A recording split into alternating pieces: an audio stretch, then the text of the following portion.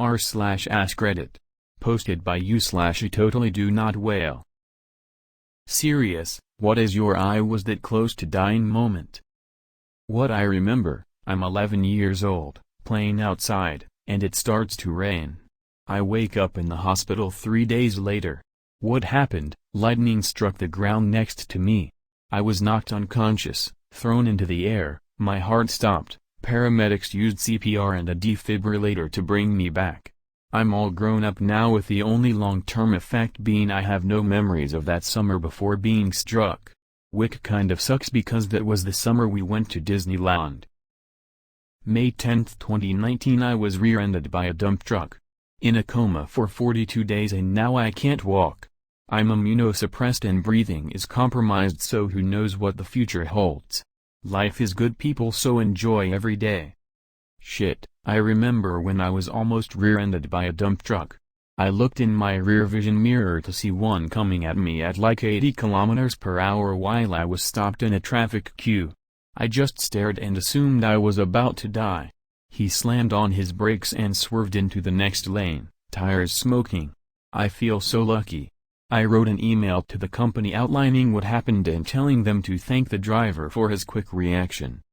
I hope it gets better for you, mate. Friend was driving me to Taco Bell. Was at a median trying to make a left turn. Friend gets distracted by phone, and takes foot off brake. Car coming from other direction sees us rolling and swerves at the last second to avoid crashing into my side at 50 mph. Friend realizes Hess in the middle of road and guns it into parking lot. I don't know what I did to deserve to be that lucky, but I'm somehow still alive. Almost 10 years ago I was suffering from stomach pain. At the time I was drinking vodka daily and didn't have any direction in my life. I was still living at home and it finally came to the point where it was obvious that the drinking wasn't the problem. I went to the hospital and was diagnosed with diverticulitis.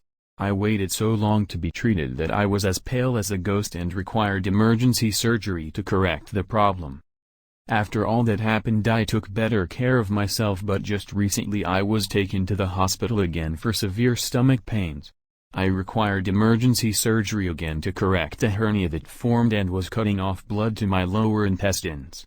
I had to have more of my lower intestines removed to get rid of all the dead tissue. Both experiences were terrible and I felt like I was on my deathbed for both of them. I was 8 years old and it was midsummer and it felt great out in the mornings, so I decided to go do kid stuff outside. I started climbing a tree in my front yard up to the point I had always gone to, but for some reason that day I decided to go as high as I possibly could. The tree was on the part of my lawn past the sidewalk and against the street, and at this point I'm 25 feet above the pavement. I go to grab a branch that was too brittle and fall all 25 feet onto the concrete, snapping my left wrist, cf., getting holes and tears on my lungs, and rupturing my spleen. Before I went into surgery, keep in mind I was 8, I overheard the doctor tell my parents they didn't think I'd survive through the surgery. One of the scariest things a kid could possibly hear. I ran across the road as a kid without looking. It turns out there's a reason they tell you not to do that. A van had been driving round the corner, slammed on the brakes, only stopped a few inches away from me. I waved and carried on across the road. I must have given the poor driver a heart attack. Doing some electrical work with my dad, who is a licensed electrician. Reached into an open box that had some tools I set in the bottom without looking and nearly grounded myself on a leg of 3-phase 480V. I had just moved my left hand from conduit to Masroni as I was leaning over. If I hadn't done that I would probably not be here today. During college at a house party, some random guy bumped into me and told me to fuck off. I called him an asshole and next thing I know he pulled out a knife and pointed it at me. I was freaking out internally but was able to maintain a face of calmness.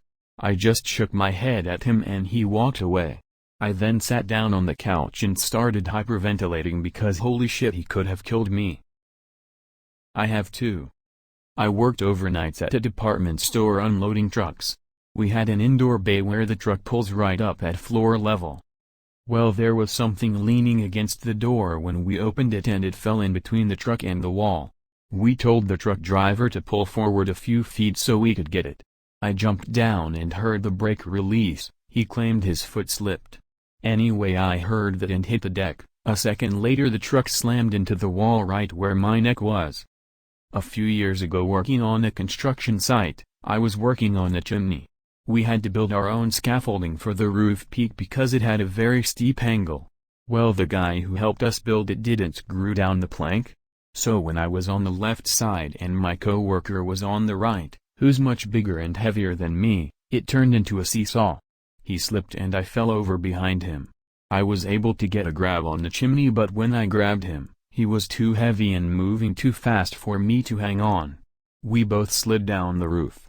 Luckily, 2x3s were screwed down to the edge of the roof, so if anyone dropped a tool, it wouldn't slide off the roof and crush someone's cranium. We were able to stop on it and climb up. Here's the kicker, they were setting the footing for the pool right below. A few hundred pieces of rebar sticking out of the ground. We came pretty close to being human shish kebabs. Copy-paste from a previous post of mine about having a gun pointed at me. TL, Dr. Little Tough Guy pulled a gun on me and my sister to prove how badass he was. Shot his best friend execution style because he thought he would turn him in. This happened almost 10 years ago. My sister went to a small Catholic college here in Wisconsin. I called her every weekend night to check up on her and make sure she made it home alright since she was underage and out drinking. Anyways, that night I was out with my friends and I called her around 2 a.m. when the bars were closing and asked her if she was okay and if she needed a ride. She told me she was fine and that she was going over to this guy's house for a party and that me and me friends should come. I say okay, and my friends and I get in the car and head to the campus. I see my sister and her friend walking and I tell my buddy who was driving to go find a parking spot and meet us and that I'll find out where we were going.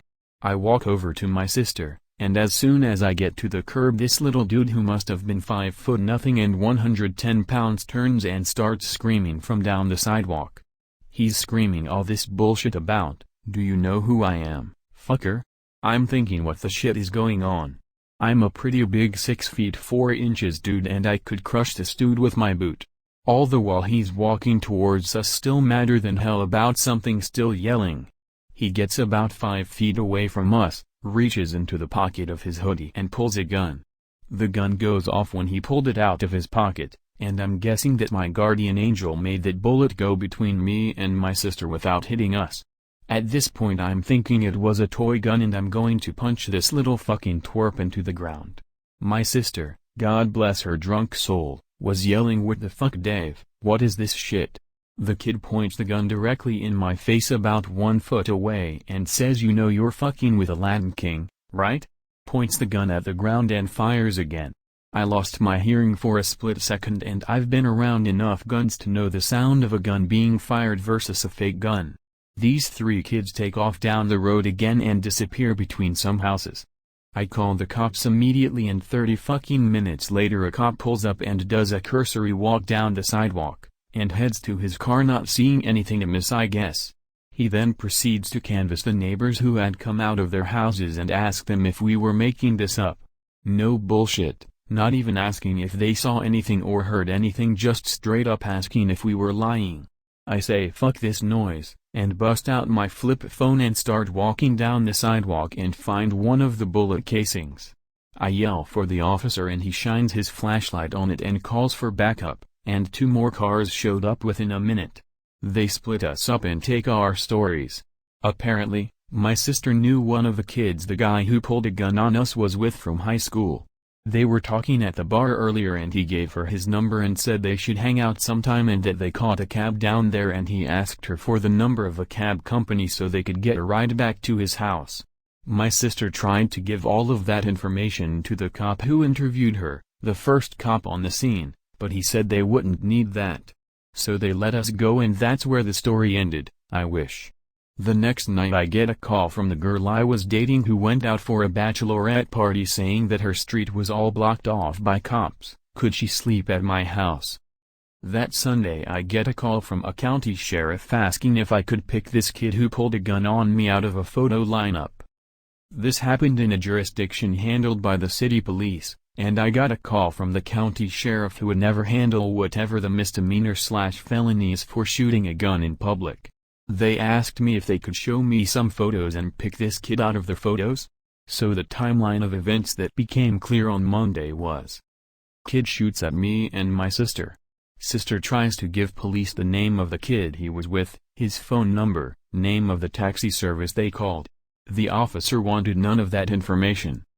After shooting they go back to Dave's house via the taxi cab. Kid says he would like to borrow a beer keg tap for a party he's going to from Dave. Kid follows Dave into his basement to retrieve the tap, and executes his best friend. I believe it was because Dave knew my sister and he had exchanged info with her and he knew if the cops came Dave would have to turn him in. After killing Dave, the kid goes upstairs to Dave's roommate's room and says, "Give me the keys to your car." Roommate says fuck off, I'm sleeping. Kid says say goodbye to your face and shoots him in the neck. I am not making up these cheesy wannabe gangster lines, this is from the roommate's testimony at the trial. After killing Dave, the kid goes upstairs to Dave's roommate's room and says, "Give me the keys to your car." Roommate says fuck off, I'm sleeping. Kid says say goodbye to your face and shoots him in the neck. I am not making up these cheesy wannabe gangster lines, this is from the roommate's testimony at the trial. Kid rummages through the roommate's things, finds the keys, takes the car back up to the Indian reservation where he lives, parks the car in the woods, sets it on fire, then goes to the party he was planning on going to, the one where he needed a keg tap for. Off-duty cop is walking her dog, sees smoke in the woods, checks the vehicle to make sure nobody is in there, calls in the VIN to her station. Kid gets into a fight at this party and is arrested by the Indian police and is in their jail. Police call the sister of the roommate's owner since they couldn't get him on the phone. She goes over to his house, finds him in his bed in a pool of blood and he's still alive 18 hours after being shot in the neck and being paralyzed from the shoulders down.